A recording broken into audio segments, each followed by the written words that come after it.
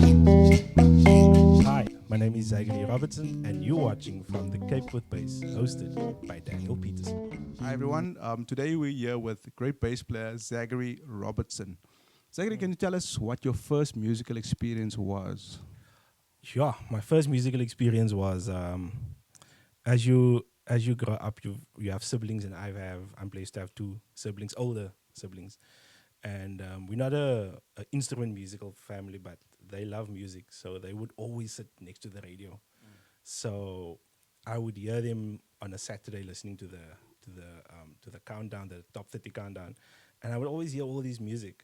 But when I actually really got into instrument music was when I attended our church, and we had a brigade, and we still have the brigade, and the brigade always plays with the flutes and the drums and the brass instruments, and that's when I actually had my very first experience with music, with instruments, and I started, believe it or not, I started playing the triangle first. You have to start somewhere. That's the easiest, Yeah, right? that's the easiest, man. It was the easiest, but you have to start somewhere. But I mean, rhythm, man. It teaches you that rhythm, just to keep that time, and then it cymbals, and then it was playing the side drum, which is the snare drum, and then after that bass drum a little bit, and then some of the flute instruments. And for me, that was a great way to actually start, because then you have people that show you, listen, we want to introduce you to all of this, and if you would like to, we can teach you how to play it. So for me, that's a brilliant place to start any musical journey. But our church, we never had any other instruments. It's just our brigades. We had an organ player, and we only got drums later on. So when I was younger, this was for me just the best. When you go out and you play, oh, it Play was the stops. triangle. Yeah, triangle was life. Oh, bruh, it was the best. Okay, Zagary, can you tell us why the bass guitar? What stood out for you from the low end? I see you have it looks like a signature bass here. No, no, it's just my name. Just my name. Um, what I what stood out for me was that I actually wasn't interested in the bass guitar in the first place. So what happened was, a friend of mine, very good friend, my best friend, he bought him a guitar, and he started playing and whatever. And so we thought, okay, that looks interesting. So other buddy of mine, he's also been playing, and they were like, this looks more interesting. And then he had a drum set at his house, and so we were, okay, cool, let's go over and would mess around on the drums or whatever. So I was like, okay, I'm looking for something to actually play. But I didn't think of the bass guitar as, being a very good instrument to actually start playing when you're in a band. But once I started hearing and started looking at videos, and I was like, yo, this is amazing, man. Just the that deep sound, and you just think, oh no, it's just a deep sound, but you get all these different kind of sounds and different kind of tones out of a bass, that you start to realize that this thing can do so much more, and that is what I like. So that got to me when I heard, okay, this is what a bass actually does. And then you get introduced to all these bass players like Victor Wooten and Abraham Laborio and John Patitucci and um, Nathan East. Oh, he's brilliant.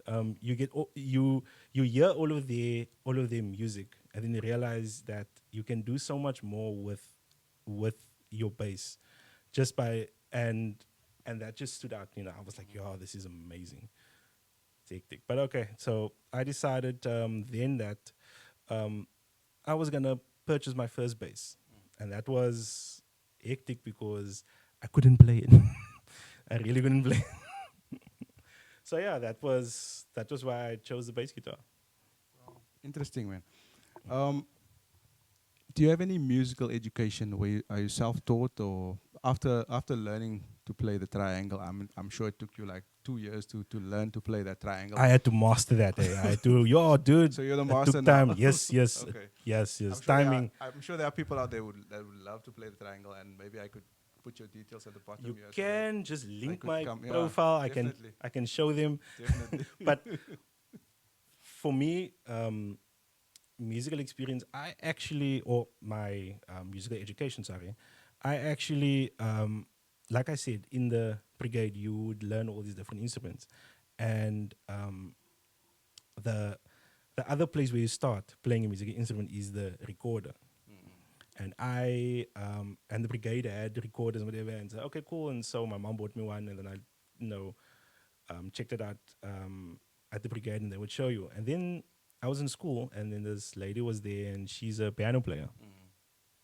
She said, okay, um, she does music classes for these younger grades, and there was a recorder laying there, and I was helping her this one day, and I'm like, oh, I can play it, and she's like, no, you can't. I'm like, yeah, I can play it. So I picked it up and I started playing, and she's like, who taught you? So I was like, no, it's at church, but I can't read music. We just, because it's literally one octave. So yeah, so so she's like, okay, cool. I can teach you musical theory, and I was grade 5, and she showed me musical theory, and I did it up until I was grade 7, and then my downfall, which I'm still upset with myself, I quit music for a while, and that was just before I bought my first bass, and then after that, I realized that how important musical theory is when you have the chance and someone that actually wants to show you, listen, this is it. This is what you do. This is your scales. This is how you play. And even though it was only the recorder, that musical knowledge helped me so much in my bass playing as well. So I have a little bit of a background for my music, but for the bass guitar itself, I am self-taught. Yeah, so yeah, but with a little bit of help from my previous triangle experience and record Definitely, experience. definitely. Triangle experience helps, dude. Triangle is king. Triangle helps, bro. Like, especially when you have to keep time, dude. It helps. It just, yeah. But yeah, Wow, interesting, interesting. You just told me earlier, like you had a wedding gig like a week ago, 2 weeks ago. 2 weeks ago. Can you Yeah. tell me about the bands that you've been playing with?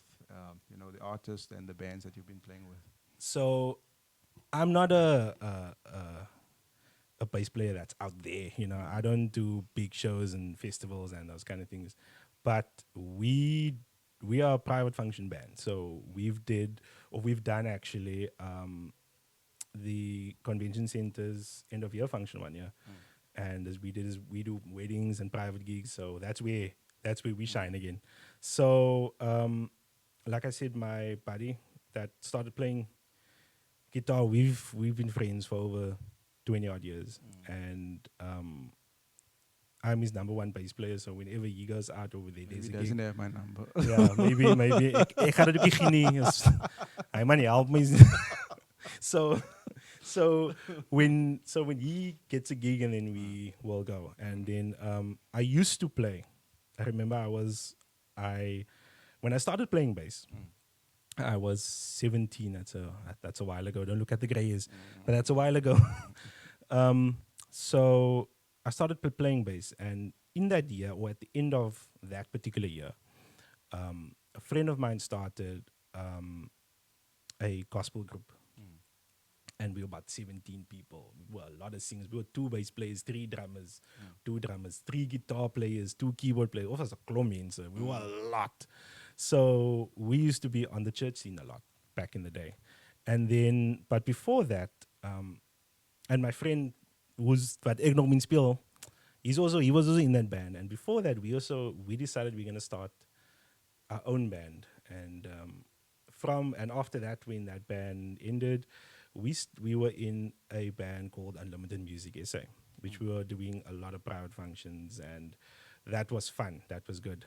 And then now currently, recently, the band that we played 2 weeks ago, we call ourselves the Lockdown 5 because we started in lockdown. So so and we are 5 people. So so that was for me. That's where I'm playing right now. And one of the guys that started the gospel band, he's in Oman. He does his own music. He writes music, and he asked me to feature on his music. So he will send it through. I actually owe him. So Theo, if you watch this, I didn't forget. I must re-record my bass line again for the song. It's Christmas time, Javid. But so he's in Oman, and we talk from time to time about music and so on. So he writes a lot of music, Okay. and he's a brilliant music writer for Christian music and so on. So, Okay. so he said, okay, fine. He wants me to play bass for him on his tracks, and so I'm currently doing that between the wedding gigs. Okay. Cool. So yeah, but for now, there's not much going on, or even in the last year, there wasn't much going on. But whenever I have a chance, whether it's church gig or whether it's playing at an event or a wedding or private function, ek is daar. I love just going out and playing. So yeah. Definitely. Can you tell us about the gear that you're using? I see you have this nice chord bass and the. Yes, I I've only played chord basses besides the acoustic bass. Um, the chord has just been when I saw what some of these artists have, I let the Warwick basses and the Fenders and the Yamahas, and it was like, my budget is daar nie. Mm-mm. But then I told my parents, I was young and I had a part-time job. I was in school and I had a part-time job. Like I used to work at the vet with animals and so on. En ek het hard gewerk, bro. Used to work at the vet and I saved my money in between. And I told my dad, listen, there's one Saturday or there's one Friday. I told him, listen, can we go tomorrow to that music shop in Sanlam Center, which is Paro Center now. Yeah, yeah. You know, what Sanlam dated. Just much. Yes, there we go. There we go. So there was this red chord GB bass and 4-string bass. And I was like, oh, I want this thing. But I'm money short, man. I had like 1,000 something. The bass was 1.6. The guy looked at me and my dad and he's like, okay,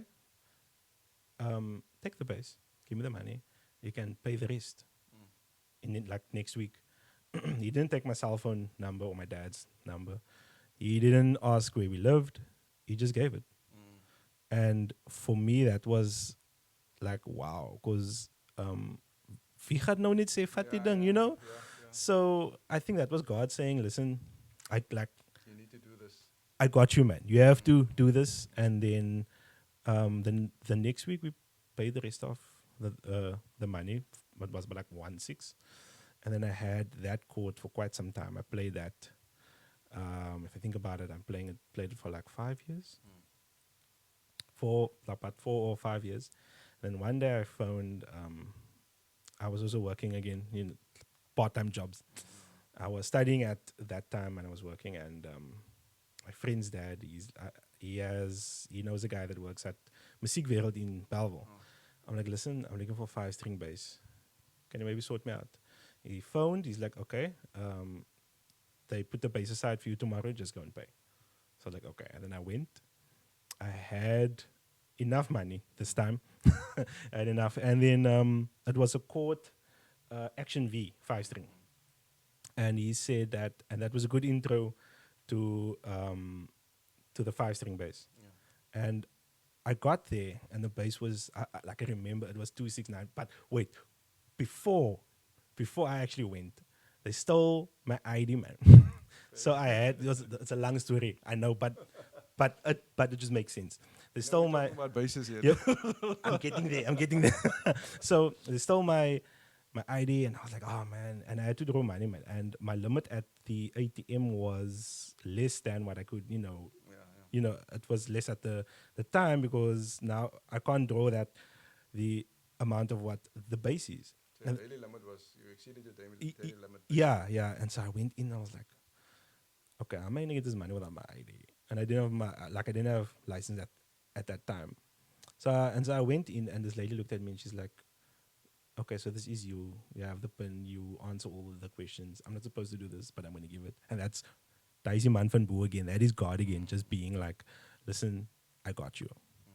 And then we got there in Belleville. I'm nervous. I'm looking at the bass and my name is on it. Guy put a sticker with my name on.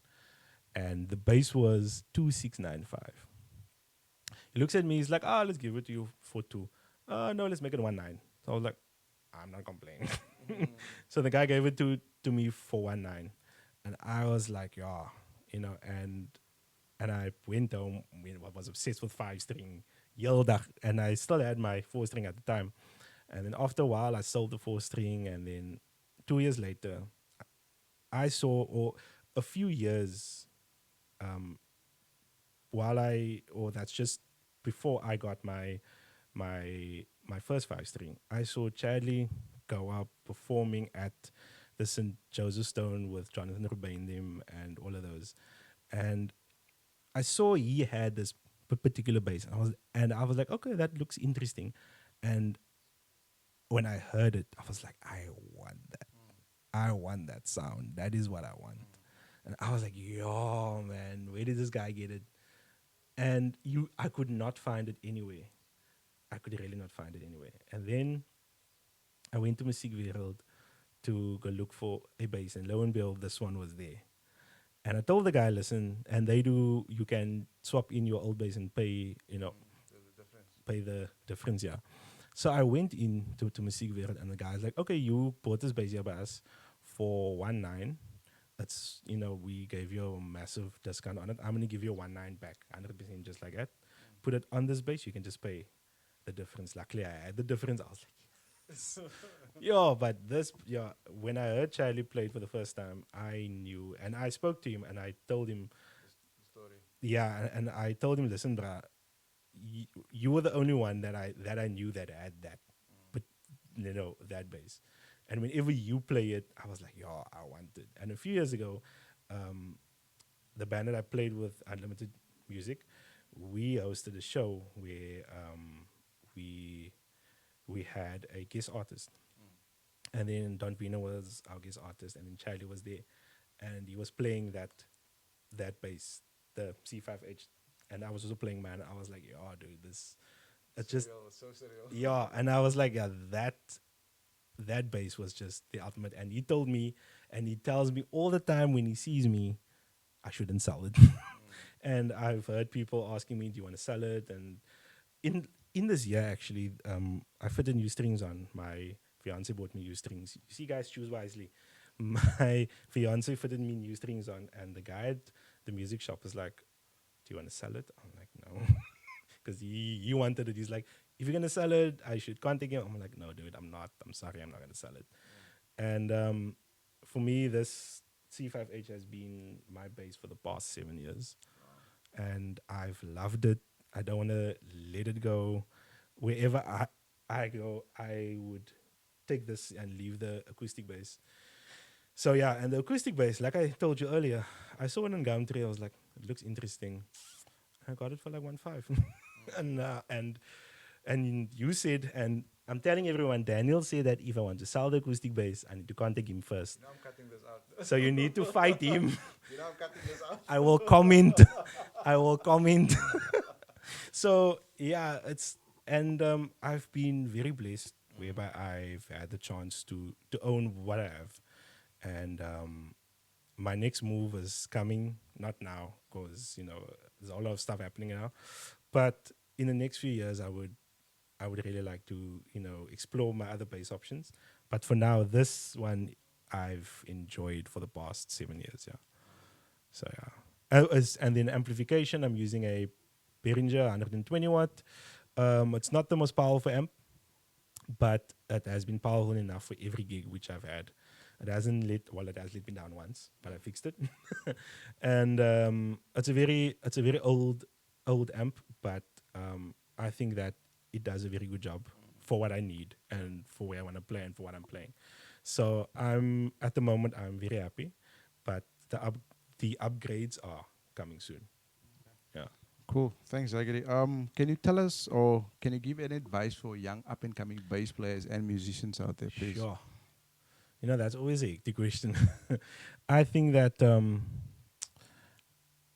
best advice I can give is that there will always be someone that's going to say you're not the best, or you're not good, or always need to do but more. And for me, is even though you might not do it their way, you do it your own way.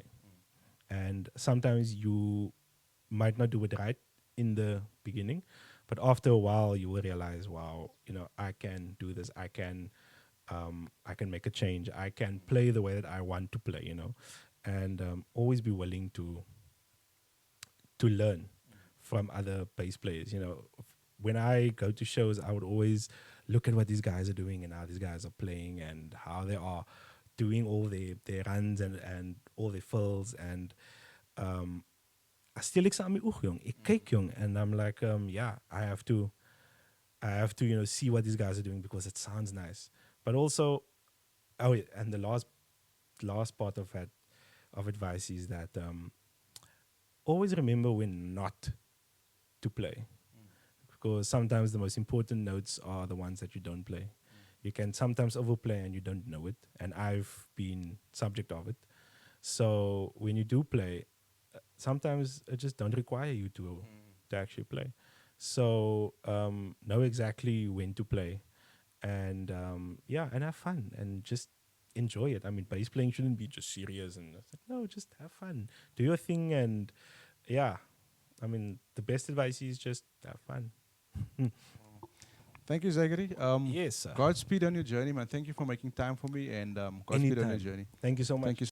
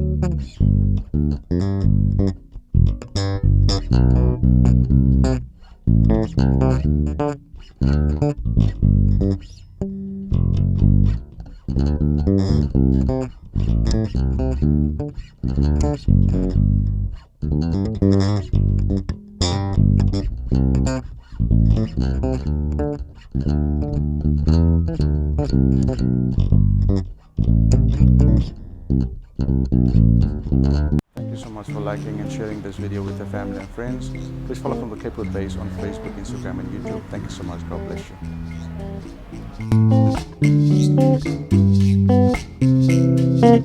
you.